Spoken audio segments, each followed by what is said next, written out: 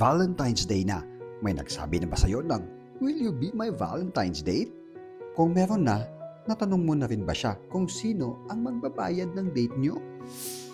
Parang mas gusto ko ako yung nagbabayad kasi parang gentleman nga eh. Kahit parehas kami may trabaho, ako pa rin yung nagbabayad kahit nasa kanya yung ATM ko.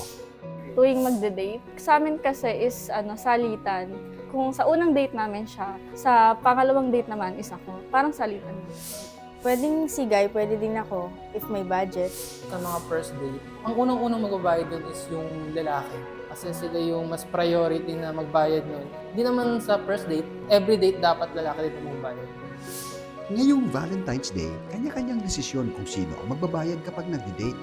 Ang pinakamahalaga, enjoy the moment at mayroong pagmamahalan sa isa't isa na hindi matutumbasan ng kahit na anong pagkain o material na bagay.